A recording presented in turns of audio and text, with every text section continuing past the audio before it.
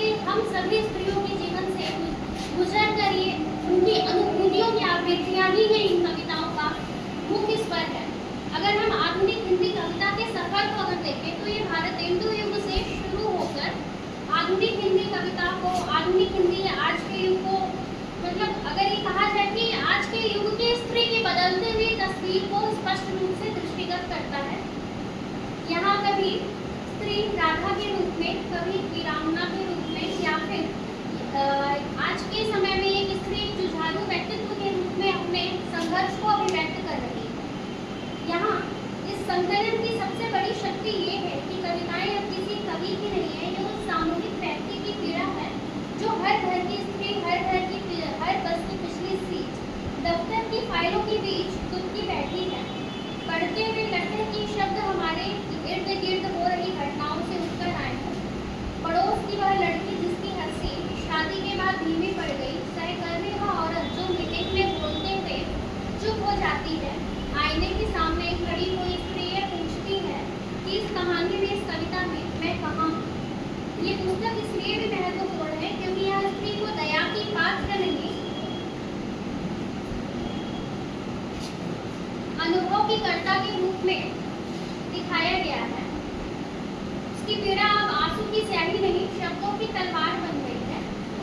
नीना छिब्बर जी की समीक्षा दृष्टि और मीनाक्षी सांगनेरिया जी के संयोजन में इस संग्रह को केवल कविताओं का पुलिंदा नहीं, स्त्री जीवन का एक जीवंत संग्रहालय बना दिया है। बहुत बढ़िया। शयन में कहीं भी आडंबर नहीं है, बल्कि संजीदेपन से अपनी बातों को व्यक्त किया गया है। उदाहरण के तौर पे मैं इस कविता की कुछ पंक्ति लूंगी। माँ का पाँव, जो संतोषी जी द्वारा रचित है। इस कविता में स्त्री को एक रोती बिलखती स्त्री की छवि को नहीं, बल्कि श्रमसाध्य माँ को दिखाया गया है, जहाँ माँ होना, संतोषी जी यहाँ माँ को देवी नहीं का बेचारी बनाते हैं, बल्कि वो माँ को श्रम करती, थकती इच्छा और चुपचाप टूटते दर्द के साथ उन्होंने दिखाया है। कविता की पंक्ति कुछ इस प्रकार है।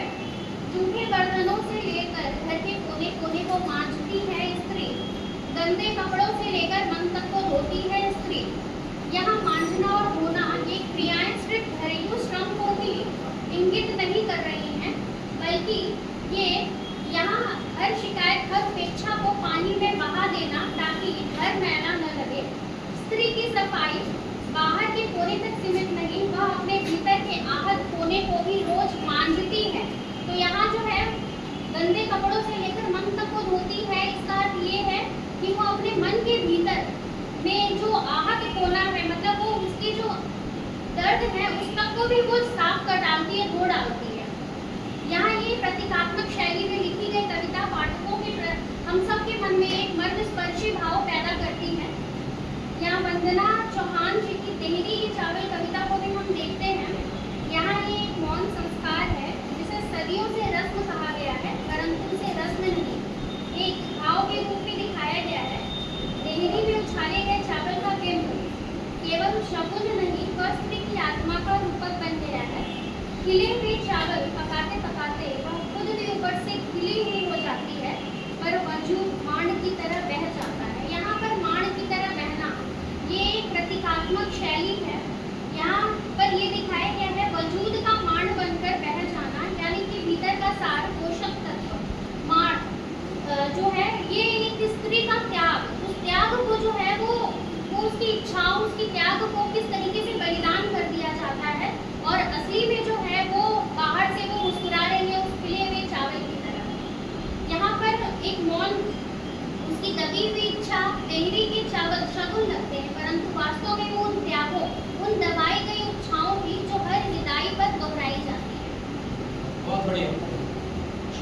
तलाश कविता में हम ये देखते हैं कि यहाँ पर कवियत्री इस बात को व्यक्त कर रही है कि बेटे की चाहत में गर्भ में ही बेटियों की हत्या कर देते हैं, नवरात्रि में आते ही कंचक ढूंढते हैं। तो ये क्या दिखावा सिर्फ 9 महीने या 9 दिन का है, या फिर जो है ये दिखावा पूरे जिंदगी भर का होना चाहिए? ये तो इस आडंबर पर भी इन्होंने प्रहार किया है। कवियत्री यहाँ प्रश्नात्मक दृष्टिकोण से अपनी बातों को व्यक्त कर रही है। वो कहती है क्यों दिखावा करते हो कन्या पूजन का, क्यों चाहते हो उनका आशीर्वाद। तो यहाँ पर भी उन्होंने इन्हीं बातों को हमारी ओर इशारा